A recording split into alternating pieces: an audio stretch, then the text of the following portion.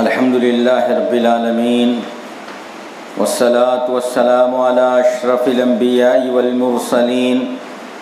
وعلی من تبعهم بإحسان الى یوم الدین فإن أصدق الحدیث کتاب اللہ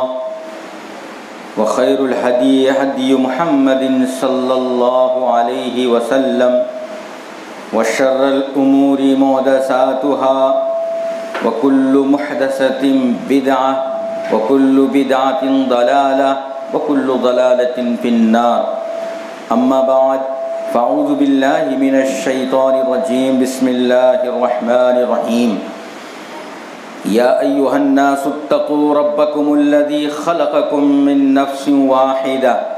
وخلق منها زوجها وبث منهما رجالا كثيرا ونساء واتقوا الله الذي تساءلون به والأرحام إن الله كان عليكم رقيبا وقال في موضع آخر يوم نطوي السماء كطي السجل للكتب كما بدأنا أول خلق نعيده وعدا علينا إنا كنا فاعلين وقال النبي صلى الله عليه وسلم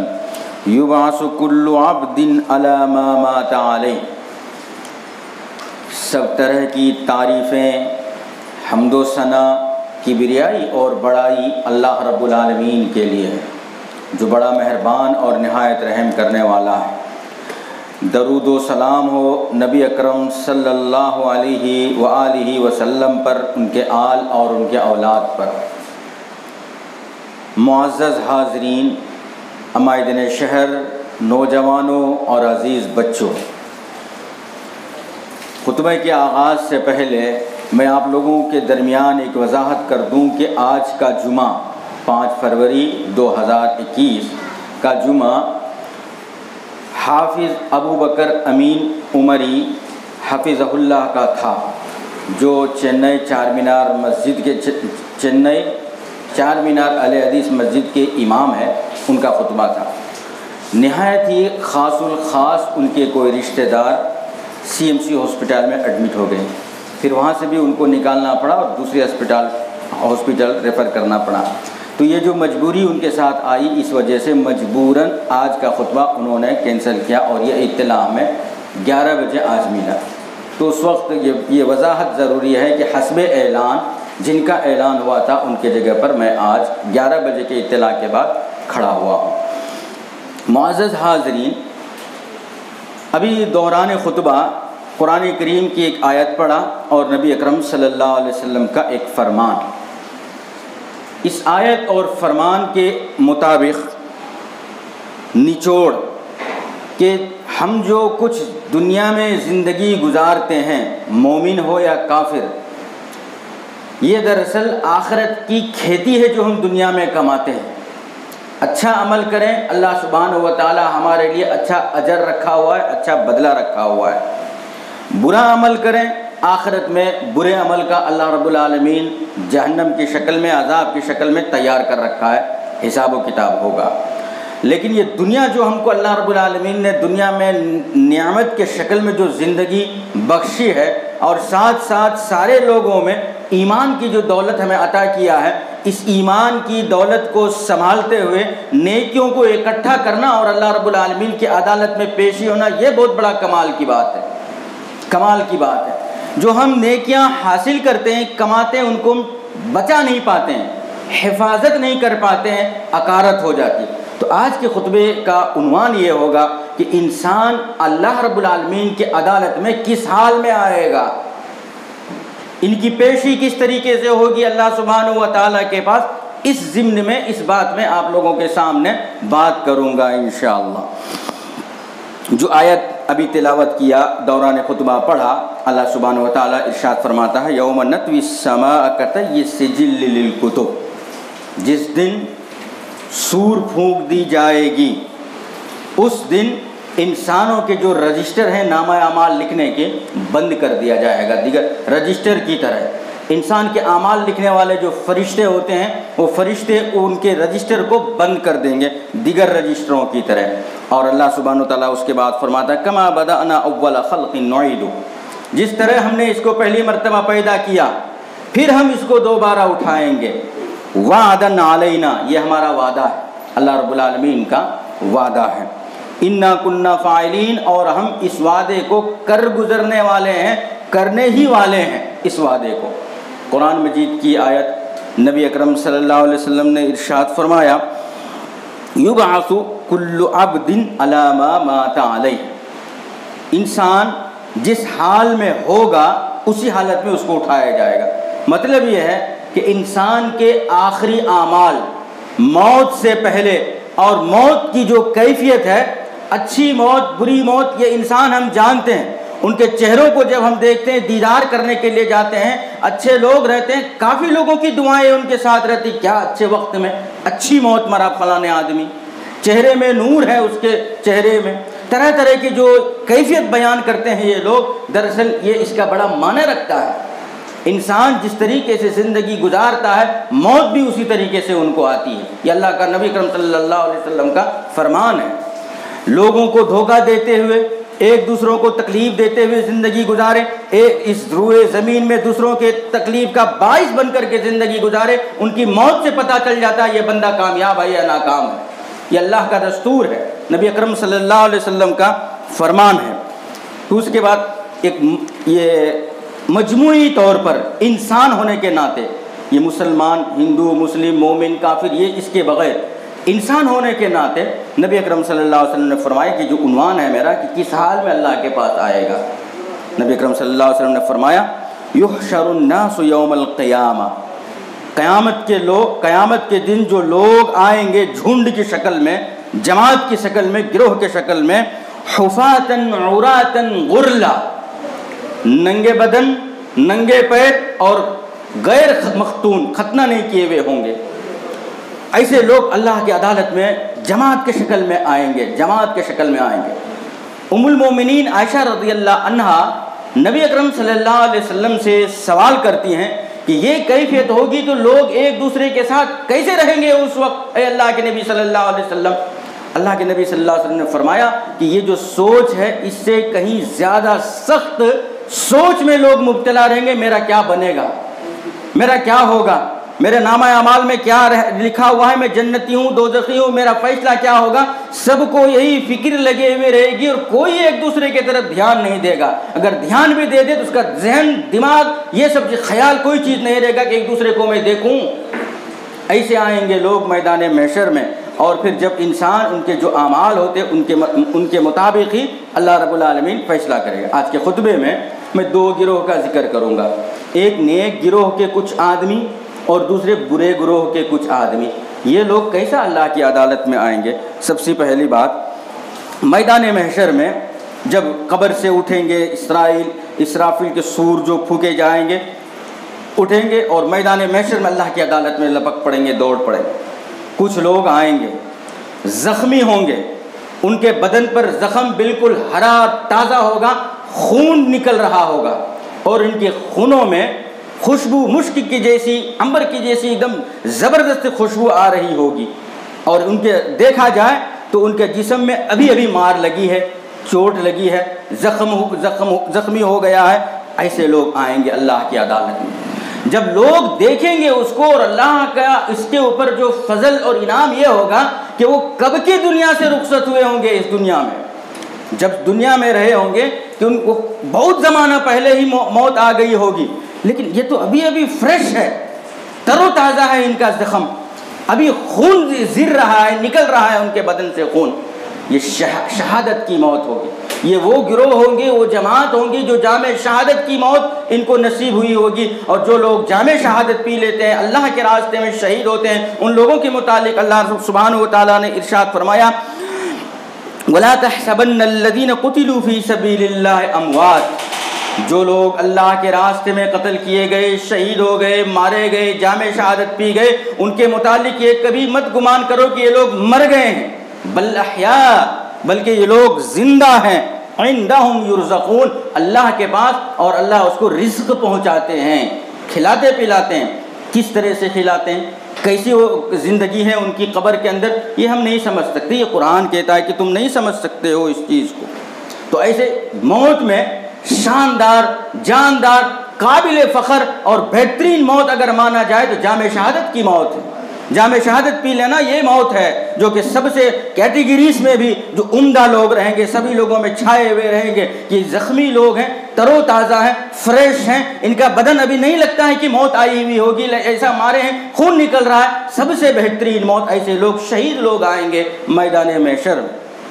کچھ لوگ اور ہوں گے جو لوگ تلبیہ پڑھتے ہوئے جماعت کی شکل میں ادھر سے ادھر جس طریقے سے عمرہ کرتے ہوئے، احرام باندھ کر کے، کعبۃ اللہ کے طواف کرتے ہوئے، منا مزدلفہ یہ سب چیزوں کے جو چکر لگاتے ہوئے، ارکان حج ادا کرتے ہوئے جب لوگ تلبیہ پڑھتے ہیں، وہ تلبیہ پڑھتے ہوئے آئیں گے، لبیک اللہم لبیک لا شریک لک لبیک ان الحمد والنعمت لک والملک لا شریک لک لبیک، اس طرح سے پڑھتے ہوئے تلبیہ پڑھتے ہوئے آئیں گے۔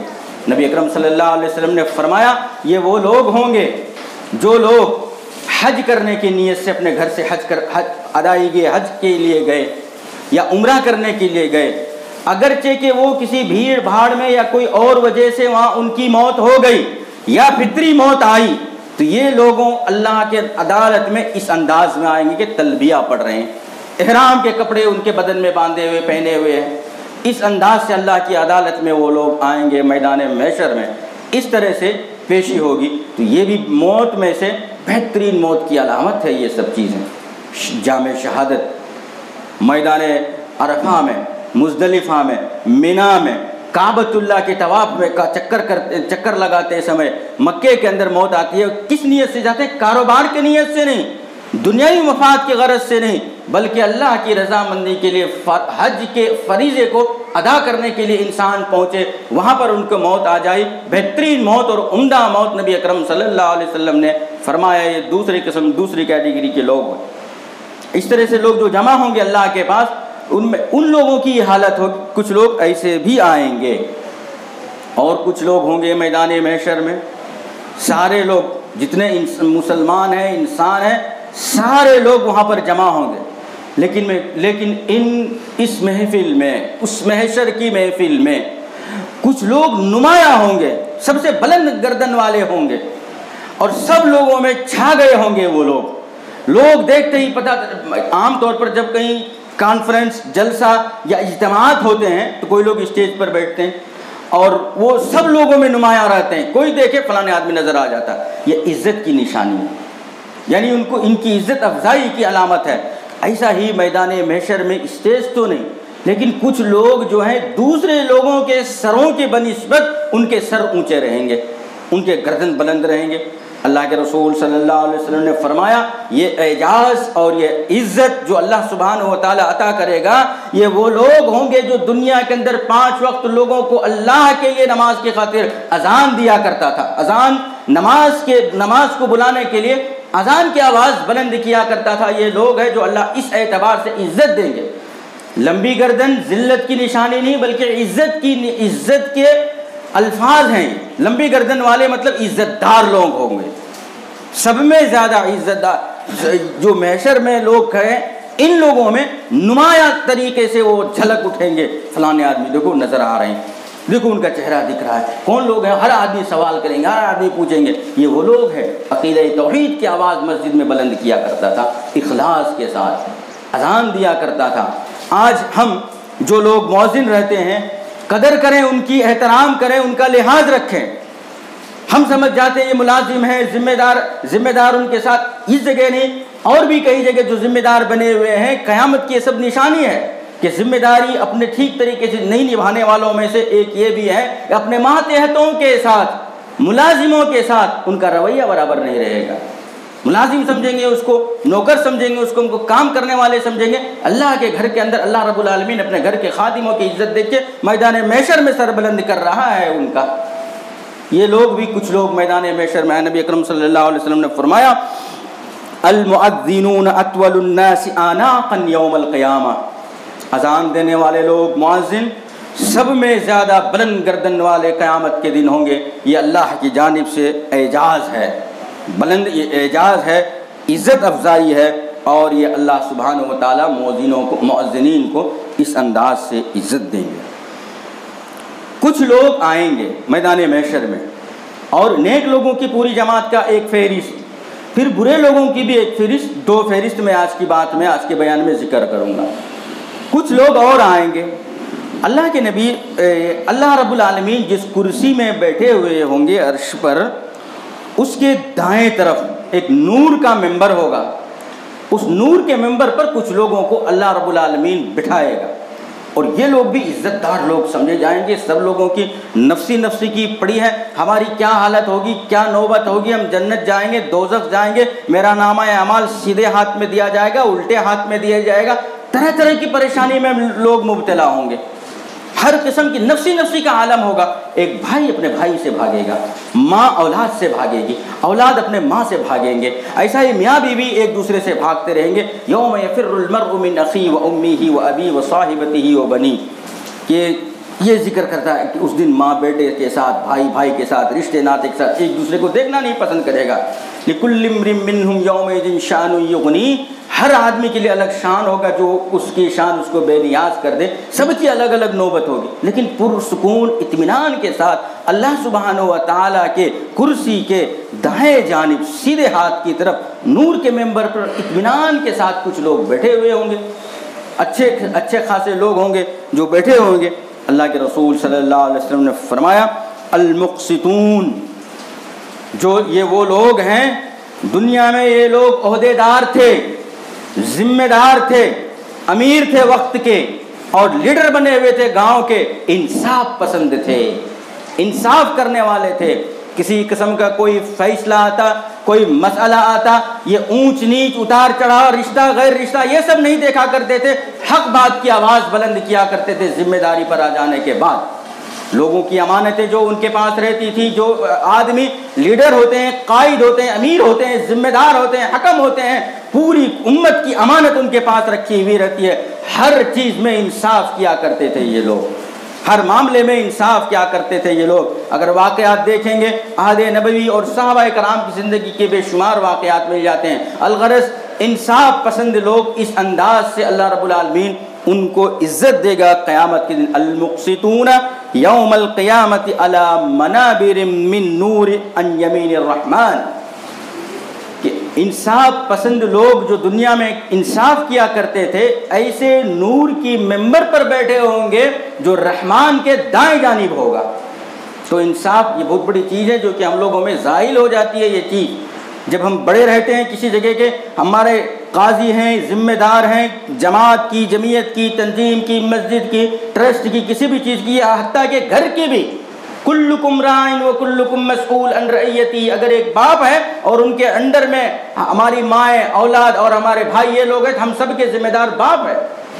تو وہ بھی ایک ذمہ دار ہیں۔ سارے لوگوں کے لیے جو بھی ذمہ دار ہیں، ہر آدمی کے لیے یہ حکم ہے کہ وہ انصاف کو لازم پکڑے، کسی سے کم محبت، کسی سے زیادہ محبت، والدین کے لیے یہ حکم نہیں دیا گیا۔ شوہر ہے، بیوی کئی کر لیے ہیں، ان کے ساتھ انصاف کرنے کی تاکید دی گئی ہے۔ اگر کوئی آدمی اس سے بڑے جماعت کے ذمہ دار بنے، ہر جماعت میں ایک ہی مسئلہ نہیں، طرح طرح کے مسائل آتے ہیں، کوئی اپنے بھی آتے ہیں، کوئی غیر کے بھی آتے ہیں، رشتہ بھی رہتا ہے، غیر رشتہ دار بھی لوگ آتے ہیں، سب کے ساتھ ایک ہی حکم، یہی قانون ہے اسلام کا، یہی شریعت ہے۔ اس طریقے سے انصاف کرنے والے لوگوں کا یہ جو عزت افزائی اللہ رب العالمین کے پاس ہوگی، بہت بڑی چیز ہے۔ مرنے کے بعد اس انداز سے انصاف پسند بادشاہ لوگ، انصاف کرنے والے لوگ، صرف بادشاہ نہیں بلکہ انصاف کرنے والے لوگ اس انداز سے اللہ کی عدالت میں عزت پائیں گے۔ کچھ لوگ ہوں گے، اس کے علاوہ کچھ لوگ ہوں گے، اللہ سبحانہ و تعالیٰ ان کو فرمائے گا کہ اللہ کے دائیں جانب حوریں ہوں گی، حوروں کی بہت بڑی جماعت ہوگی۔ اللہ رب العالمین فرمائے گا کہ ان میں سے جو بھی تم کو پسند ہے، ابھی حساب کتاب نہیں ہو رہا اور نامہ اعمال نبی ہاتھ میں نہیں دیے گئے، ابھی سور دوبارہ پھونکنے کے بعد سارے لوگ چل پڑے ہیں، امنڈ پڑے ہیں، ان امنڈنے والوں میں سے نیک لوگوں کی یہ حالت، ایسے پہنچ رہے ہیں۔ پھر کچھ حوریں ہوں گی، اللہ رب العالمین کی پرمیشن، اجازت دیں گے، ان میں سے جو بھی پسند ہے آپ ان کو رکھ سکتے ہیں، ان کو لے سکتے ہیں، ان کو حاصل کر سکتے ہیں۔ عام اعلان ہوگا کچھ لوگوں کے لیے، وہی لوگ ان میں سے جو ان کو پسند ہوں گے وہ لے لیں گے۔ ابو داؤد کی حدیث ہے جس میں اللہ کے رسول صلی اللہ علیہ وسلم فرماتے ہیں، یہ کون لوگ ہوں گے پتہ ہے؟ یہ وہ لوگ ہوں گے جو طاقت رہنے کے باوجود اپنے غصے کو پی لیا کرتا تھا۔ کسی نے غصہ دلا دیا، زور زبردستی کیا، تکلیف دیا، اور غصے میں ان کو پلٹا کر لگانے کی صلاحیت ہے اس کو، اور اتنا طاقت بھی ہے، پاور بھی ہے، کسی قسم سے دوسرے کا حملہ بھی نہیں ہو سکتا، اور خوب غصے میں ہے ایک انسان، ایسے وقت میں مارنے کی پوری طاقت ہے، بدلہ لینے کی پوری طاقت ہے، اس کے باوجود بدلہ نہیں لے رہا ہے، غصے کو پی جا رہا ہے۔ تو ایسے لوگوں کو اللہ رب العالمین اس انداز سے میدان محشر میں عزت دے گا۔ من کظم غیظا، جو آدمی غصے کو پی لیا، وہو قادر علی ان ینفذ، حالانکہ وہ اس چیز پر قادر ہے کہ وہ نافذ کر سکے، غصہ آ جانے کے بعد غصے میں کچھ بھی کرنے کی صلاحیت ہے، قدرت ہے، طاقت ہے، اس کے باوجود پی لیتا ہے اور معاف کر دیتا ہے۔ تو ایسے آدمی کو اللہ سبحانہ و تعالی حوریں جہاں پر بے شمار رہیں گی، جو پسند ہے اپنے اختیار سے کہہ دے گا کہ اللہ رب العالمین ان میں سے جو تم کو پسند ہے لے لو، اللہ رب العالمین کا یہ حکم ہو، غصے کو پی لیں۔ آج کل مار دھاڑ، توڑ پھوڑ اور رشتہ ناتا ٹوٹنے کے ایک بڑا سبب سمجھتے ہیں غصہ ہی ہے، جو کہ انسان کنٹرول نہیں کر پاتے ہیں۔ اچھا خاصا رشتہ اپنے ہاتھ سے چھوڑ دیتے ہیں، توڑ دیتے ہیں، جدا ہو جاتا ہے، بھائی بھائی کا رشتہ ٹوٹ جاتا ہے، میاں بیوی کا رشتہ ٹوٹ جاتا ہے، والدین اولاد سے بچھڑ جاتے ہیں غصے کے سبب۔ تو اسی وجہ سے یہ سب جس وقت انسان اس پر کنٹرول کرے گا تو اللہ کے پاس بھی ان کے اس انداز سے اعزاز ہے، عزت ہے۔ یہ ایک گروہ ہوئے۔ دوسرے گروہ جو ہیں گنہگار لوگوں کی ہوگی۔ ان لوگ جس طریقے سے ایک گروپ کو، ایک جماعت کو، ایک گروہ کو اللہ نے عزت دیا، دوسرے گروہ رہیں گے ان کو ذلیل کرے گا اللہ رب العالمین۔ ذلت اور رسوائی وہاں پر سب لوگوں کے سامنے، وہاں ایک دو علاقے کے لوگ نہیں بلکہ پوری دنیا کے، پوری کائنات کے لوگ وہاں پر موجود رہیں گے۔ اور ہم اگر چھوٹی موٹی کچھ غلطی کرتے ہیں اور ہمارے رشتہ دار، محلے والے یہ لوگ لکھ دیتے، ہمارے لیے ذلت کی بات رہتی، کیا عزت ہی چلے گی نا ہماری، جبکہ چند لوگ ہیں، گنے چنے لوگ۔ لیکن میدان محشر میں ایک دو لوگ نہیں بلکہ اللہ نے جس دن سے دنیا بنایا ہے اور قیامت تک جتنے لوگ ہیں سارے لوگوں کے سامنے ان کی عزت ہوگی، کتنی بڑی بات ہے، اور ذلت ہوگی، کتنی بڑی رسوائی ہے۔ تو کچھ لوگ آئیں گے میدان محشر میں، وہ لوگ پاگل کی طرح، مجنون اور دیوانے کی طرح آئیں گے اللہ کی عدالت میں۔ دیکھ اب کہیں راستے میں چلتے ہوئے کوئی پاگل مجنون ایک دم دور ہٹ ہٹ ہٹ ہٹ ایسا بول کر نکلتے رہتے، پاگل ہے، کچھ بھی کر سکتا ہے، کہیں کیچڑ وچڑ لگا دے، یہ ایک دم نفرت کرتے ہیں ان سے ہم دنیا میں۔ ایسے ہی جو ماحول ہے نا اللہ کی عدالت میں ہوگی کچھ لوگوں کی، ایک دم پاگل، ہر آدمی اس کو حقیر سمجھے گا، نفرت کرے گا، حقارت کی نظر سے دیکھے گا۔ کچھ لوگ ایسے انداز سے آئیں گے۔ اس چیز کو اللہ قرآن مجید کے اندر نقشہ کھینچتا ہے، ارشاد فرماتا ہے یہ لوگ سود خور ہوں گے، خون پسینے کے کمائی کی مال جو ہے ہڑپتے ہوئے ہوں گے دنیا کے اندر، ان کے کاروبار میں سود لگا ہوا ہوگا، لین دین میں سود لگا ہوا ہوگا، سود کے لین دین کرتے ہوئے سود میں ملوث ہوگا۔ ایسے لوگوں کی ذلت اور رسوائی اس انداز سے ہوگی۔ اللہ ارشاد فرماتا ہے الذین یأکلون الربا لا یقومون الا کما یقوم الذی یتخبطہ الشیطان من المس، جو لوگ دنیا کے اندر سود کھایا کرتے تھے، سود کو اپنایا کرتے تھے، ایسے لوگ ایسے آئیں گے قیامت میں گویا اس کو جن پکڑ لیا ہے، شیطان نے پکڑ لیا ہے۔ کبھی موقع ملا ہوگا کہ ہم کسی آدمی کے اوپر جن آیا ہو، شیطان آیا ہو، دیکھے ہوں گے وہ اپنی کیفیت میں رہتا ہی نہیں ہے، ان کا مزاج دماغ اس کے ساتھ نہیں رہتا ہے، عجیب و غریب ہو جاتے ہیں۔ ایسے طریقے سے آئیں گے کچھ لوگ جو سود خور لوگ ہوں گے، اور دنیا میں کیا کہتے ہوئے رہیں گے ذالک بانہم، یہ نوبت اس کو کیوں آئی ہوگی، یہی چیز اللہ ارشاد فرماتا ہے انما البیع مثل الربا، کاروبار بھی تو ایسا ہی ہے نا، یہی کہے گا انما البیع مثل الربا، کاروبار ربا کی طرح ہی ہے، ربا کہتے ہیں سود کو، ربا کی طرح، حالانکہ اللہ نے احل اللہ البیع وحرم الربا، اللہ نے کاروبار، لین دین، تجارت کو حلال کیا ہے اور سود کو حرام کیا ہے۔ اور سود کی تفصیل ہم جانتے ہیں کس کو کہتے ہیں، اس کے تفصیل میں ہم نہیں جانا چاہتے ہیں اس وقت۔ کچھ لوگ آئیں گے میدان محشر میں، لخوا مار دیے ہوئے لوگ کیسا رہتے ہیں، ایک طرف جھکا ہوا، اس کا ایک ہاتھ بھینگا، پاؤں ٹوٹا، کیسا کی رہتے ہیں، ایسے لوگ بھی کچھ لوگ آئیں گے۔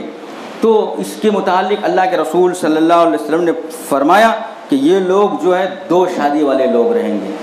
اللہ نے اسلام میں 4 شادیوں کا حکم دیا ہے، لیکن اگر انصاف کی جو شرط اللہ نے لگایا ہے، اس انصاف میں کمی کرتے ہیں،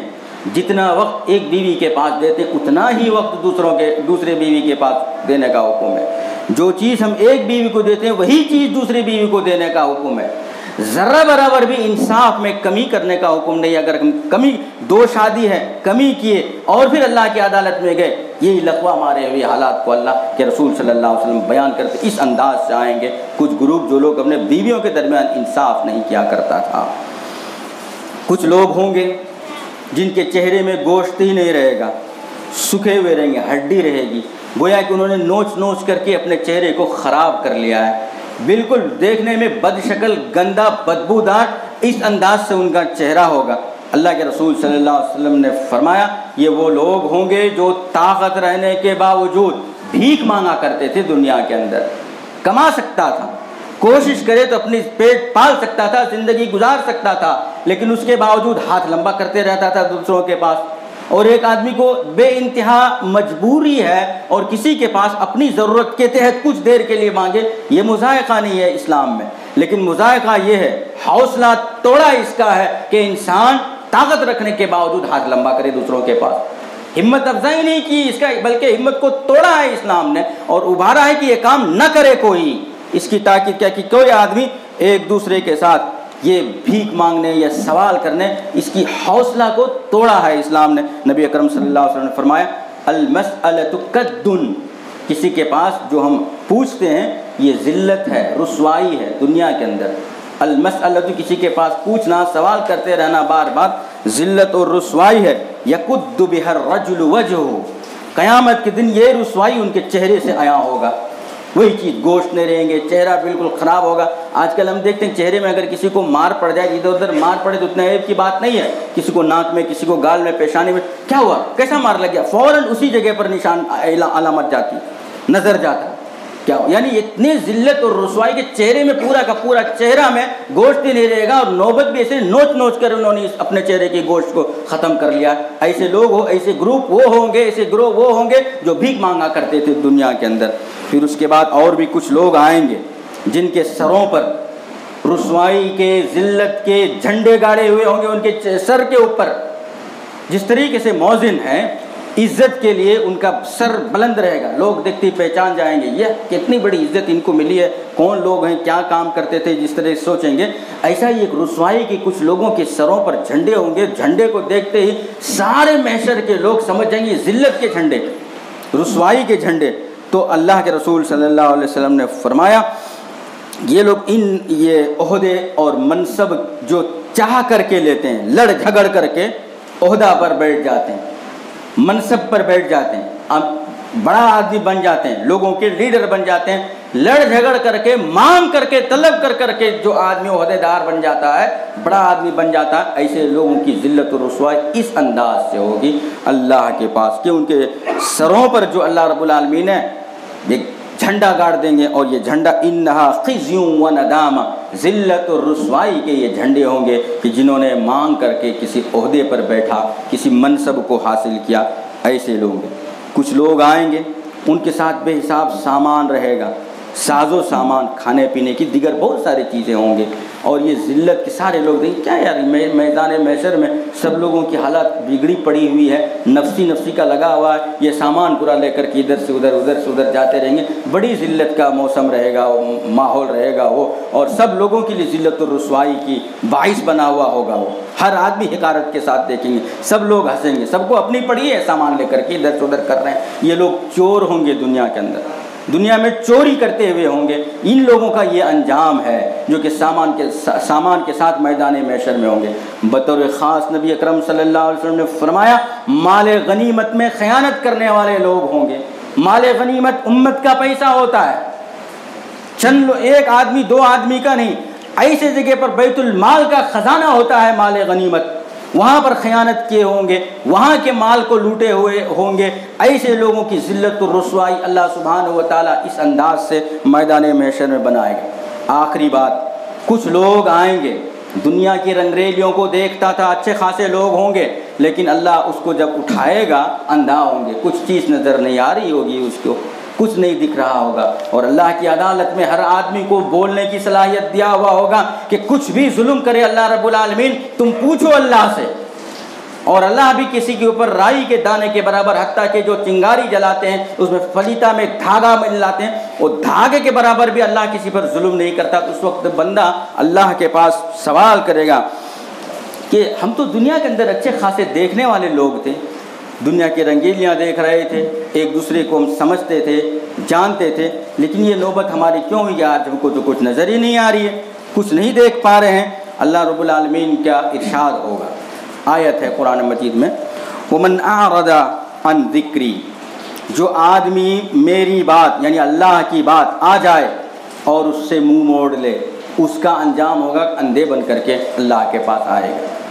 وَمَنْ أَعْرَضَ عَنْ ذِكْرِي فَإِنَّ لَهُ مَعِيشَةً ضَنْكًا، ان کے لیے اس کی زندگی کو بھی دنیا میں تنگ کر دیا جائے گا۔ اللہ کی بات آئی، رسول اکرم صلی اللہ علیہ وسلم کی بات کے ذریعے سے مجھے کوئی سمجھا رہا ہے، آپ کو کوئی سمجھا رہا ہے، ہم سب کو کوئی سمجھا رہا ہے، اور وہاں پر ہم یہ کہیں کہ نہیں ہم کو یہ لینا دینا نہیں ہے، میرے باپ نے مجھے سمجھا چکا ہے، میرے مولوی صاحب نے مجھے کہہ دیا جا چکا ہے۔ جب اللہ کی اور اس کے رسول صلی اللہ علیہ وسلم کی بات ہمارے درمیان آئے اور اپنے آباء و اجداد کا حوالہ دیں تو ایسے آدمی کو اللہ نابینا بنا کر کے اٹھائے گا قیامت کے دن۔ وَنَحْشُرُهُمْ يَوْمَ الْقِيَامَةِ أَعْمَىٰ، کہ ہم اس ایسے لوگوں کو جو ہے جب ہماری بات آئے اور اعراض کرے، نہ مانے، زندگی ان کی تنگ کر دیں گے، میدان محشر میں اندھا بنا کر کے اٹھائیں گے۔ یہ سوال کرے گا، قال ربی لم حشرتنی اعمیٰ، اے ہمارے پروردگار کیوں ہم کو اندھا بنا کر کے تم نے اٹھایا، حالانکہ ہم اس سے پہلے وقد کنت بصیرا، جبکہ ہم اس سے پہلے تو دیکھنے والے تھے، لوگوں کو دیکھ رہے تھے، سارے چیز نظر آ رہی تھی، پوری دنیا کو ہم نے دیکھا، اس طرح سے نظر آ رہی تھی۔ اللہ فرمائے گا، قال، اللہ کہے گا، کذالک اتتک آیاتنا، ایسا ہی دنیا کے اندر ہماری باتیں تمہارے کانوں سے ٹکرائی، ہماری باتیں تمہارے دلوں میں آئی، کوئی سمجھائی ہماری بات کے ذریعے سے، تو فنسیتھا، تو اس کو تم کیا کیے؟ بھول گئے، چھوڑ دیے، نہیں لیے، مانے نہیں، اسی لیے وَكَذَلِكَ الْيَوْمَ تُنْسَى، اسی لیے آج ہم تم کو بھول رہے ہیں۔ مطلب یہ ہوا کہ جو آدمی اللہ اور اس کے رسول کی بات کو آ جانے کے بعد جان بوجھ کر کے اندھا بن جائے، نہ مانے، اندھا بننے کا مطلب نہ مانے، قبول نہ کرے، ایسے لوگوں کو اللہ سبحانہ و تعالی اندھا بنا کر کے میدان محشر میں اٹھائے گا۔ اس طرح سے انبیاء کی حالات اگر ہم پڑھیں تو جو موت جو شروع میں نے بتلایا، آخری وقت جو ہوتا ہے بڑا معنی رکھتا ہے۔ انسان جس طریقے سے اعمال کرتے ہیں اسی طریقے سے ان کی موت بھی آتی ہے۔ انبیاء کرام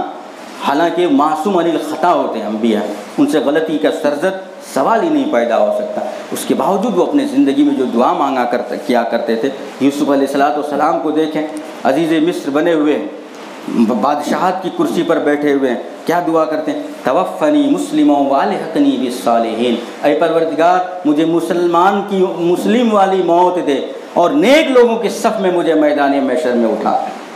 یوسف علیہ السلام دعا مانگ نبی ہیں۔ اس کے بعد ابراہیم علیہ السلام کی دعا، ربی حب لی حکما،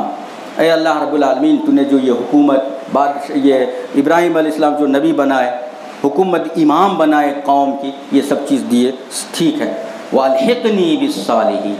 جب میدان محشر میں ہم کو اٹھایا جائے گا تو نیک لوگوں کے صف میں مجھے بھی شمار کر دے، مجھے بھی نیک لوگوں میں لے کر چل۔ تو یہ خلاصہ اور لب لباب اس تقریر کی یہ ہوئی کہ برے لوگ اس انداز سے آئیں گے، اچھے لوگ اس انداز سے آئیں گے۔ ہمیں چاہیے کہ اپنی زندگی میں جو کچھ ہم عمل کرتے ہیں اس کو سنبھال کر کے رکھیں تاکہ ہمارے موت کے وقت کام آئے اور ہماری موت اچھی ہو، ایک چیز۔ دوسری چیز جو ہے ہمیشہ زندگی میں دعا مانگتے رہنا چاہیے، نیک بندے جو عباد اللہ الصالحین جو ہیں، اللہ کے نیک بندے لوگ ہیں، ان لوگوں میں ہمارا حشر ہو، ان لوگوں کے صف میں ہم کو اٹھایا جائے، ہمیشہ ہمیں دعا کرتے رہنا چاہیے۔ اللہ سے دعا ہے کہ اللہ رب العالمین ہمیں ان باتوں پر کہنے، سننے، عمل کرنے کی توفیق عطا فرمائے۔ آمین وآخر دعوانا ان الحمد للہ رب العالمین۔ بارک اللہ لنا ولکم فی القرآن المجید ونفعنا بالذکر والآیات الحکیم، انہ تعالی جواد کریم ملک بر رؤوف رحیم۔